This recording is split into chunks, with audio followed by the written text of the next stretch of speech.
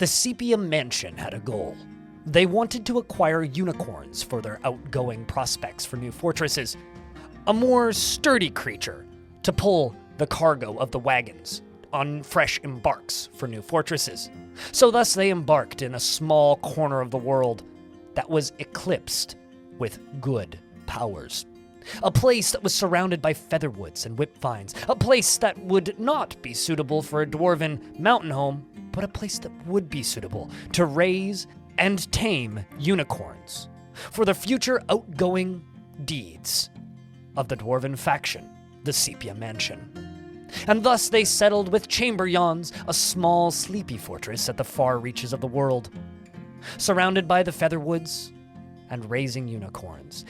These dwarves spend their days building crafts of wood and watching the unicorns age, for the times when the traders show up to take the unicorns away and spread the knowledge of unicorn taming throughout the world.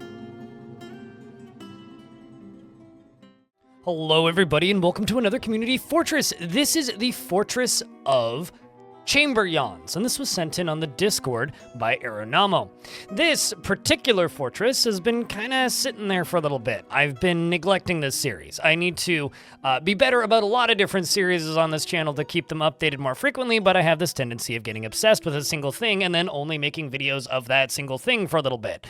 But I would like to put out a couple community fortresses. So if you would like to send in a fortress for me to eventually have a look at on this show, you can do that via my Discord server in the DF Save sharing room. Simply do what other people are doing, upload your save to a file sharing service of your choice, or alternatively directly to the Discord if you have Discord Nitro, and I will take a look at it eventually. But for this particular fortress, this is a member of the Sepia Mansion, and this fortress was built as a farming project, specifically to raise a bunch of unicorns. Now, the reason they wanted to raise a bunch of unicorns is so that they would eventually have enough knowledge taming unicorns so that they could create a faction that could embark with unicorns. An interesting goal. And it's a very small fortress because of this. It's also a surface fortress in a good biome. So let's have a peek at this. So this kind of layout is very simplistic initially. And I think and they've asked for like advice on this fortress. Now, the first few things that I would like to note is this is a very dangerous layout. If you, for some reason, ended up at war with something, like if I look at the civilization screen, we are at war with this elven faction. If you, for some reason, ended up in a situation where they are attacking you, you may, just get wiped, like, immediately. So, I mean, if I was building this fortress, I would complete these walls and probably build overhangs. But as a quaint little surface town, it's got a really nice look to it. So we have this kind of entry area here for trading. Obviously, they're trying to sell a giant, what's the word? Camel in here. Giant two-humped camel specifically, which is kind of hysterically huge in comparison to that horse. This little room has a nice little pointed ceiling to it, which I'm a really big fan of. I really like pointed ceilings. When we walk into the fortress, you can close the front door, although I don't really know what purpose that has because you could just kind of walk in the side. So this river isn't actually a river, so this gate serves no practical purpose, even though you can close it. One were creature would annihilate this entire fortress. We do have some lovely little bedrooms over here on the side, and then over here on the left, we have a hospital set up with a well connected to it, and it is, of course, fully appointed with the appropriate doctors, and down beneath, the water is, of course, coming from here. So, it looks like it's not coming from the river, it's coming from a pool. So, that would be a very muddy well, would be, I guess, the only concern here. This is stagnant water, meaning it'll cause more infection than clean water would, but it's not really a huge deal. Of course, we have bedrooms over here. These are about as small as you can make them without, like, actively torturing the dwarves, which kind of is unfortunate, but I will say it goes up multiple levels. I really like the way these kind of multi-layer bedroom setups end up looking once you've played a bunch of a surface fortress. I mean, I've done a few surface fortresses as of late, and they end up looking really nice. There is a dead something here. Whoever Sazir was, whatever Sazir was, there is a dead something there, and of course statues of unicorns everywhere. Very, very nice. A big fan of the statues of unicorns everywhere. Of course, there is the unicorn field over here, and this dwarf here who is pondering dictionaries, which is interesting. Is this also a library? Are you going somewhere to ponder? What? Oh, I see. So there's a library up here, and is this connect? Okay, so there's a library here, and using this plus button, you can actually connect zones to a different zone, so they can spend time in there while still participating in the zone. So this is actually connected to this library zone up here, which is interesting. There are, however, no books. Well, no, 8 books. Sorry, that looked like a 0 to me. There are 8 books in this library, which is, a nice start, if nothing else. There is also plenty of choirs, which means they could be writing books here as well.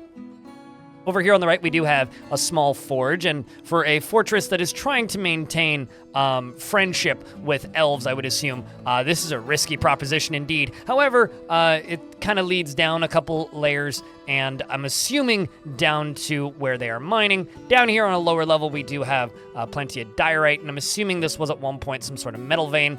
We do also have cobaltite, and then a prison over here for any dwarves who commit crimes like this one clearly did. I mean, feels guilty, knows what they did. Obviously, they're a tavern keeper. Of course, they're guilty of something, because they are a tavern keeper after all. Whether that be over-alcoholizing the local dwarven population, or just simply being everybody's friend.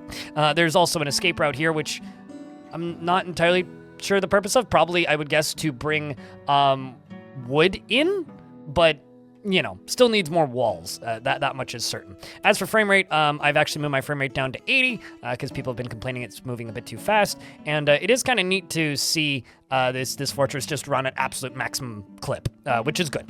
In here in the center, we have a guild hall. Sorry, not a guild hall, a tavern, which is the chestnut of bodices, which has the tavern keeper who's in prison, as well as a bard assigned. Lovely little tavern, I must say. The stores do move up, and we can see all these lovely dead fluffy wamblers that clearly have been gorging themselves in dwarven alcohol, which moves all the way up to this upper layer here, which has beehives everywhere, as well as a dead magpie. Clearly was trying to eat the flying raisins.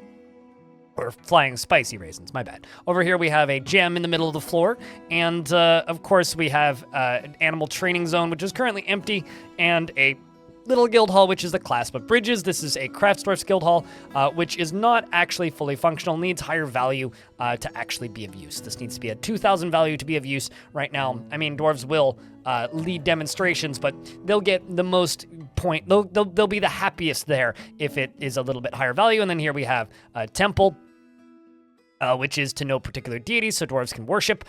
Also a really nice layout, and then I really like the roof built for this training zone, especially the fact that it's got a tree growing in it. That's just kind of cool.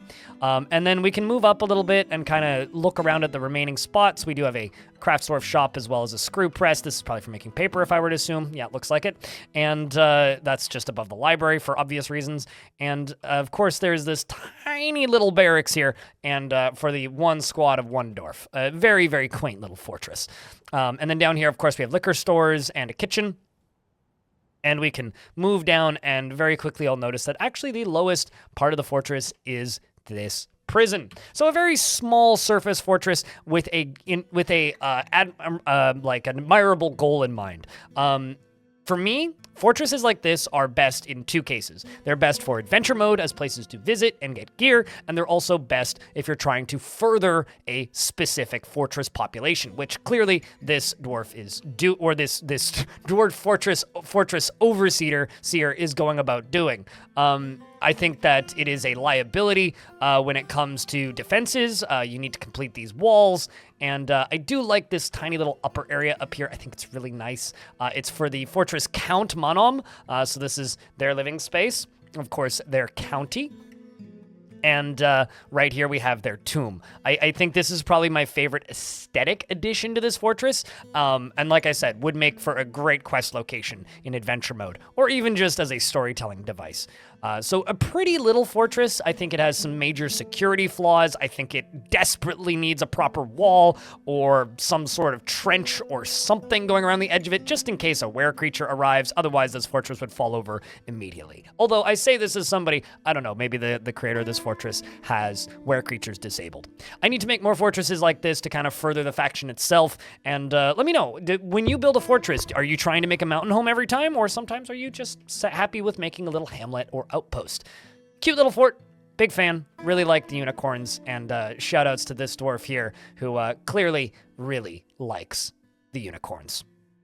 If you'd like to see more community fortresses, I recommend checking out this channel. I've got a very long playlist of this series. And if you would like to see more fortresses like this one, of course, you could check out the VODs over on my stream VOD channel, which can be found at Blind Extras on YouTube. I do stream on Twitch and YouTube these days on the main channel, which is the one you're watching right now, so you can notify when live for the next stream over in this live section, or alternatively, watch me in the main channel, which is Twitch. Twitch.tv/BLINDIRL. Thank you very much for watching this video, and I hope to see you in the next one.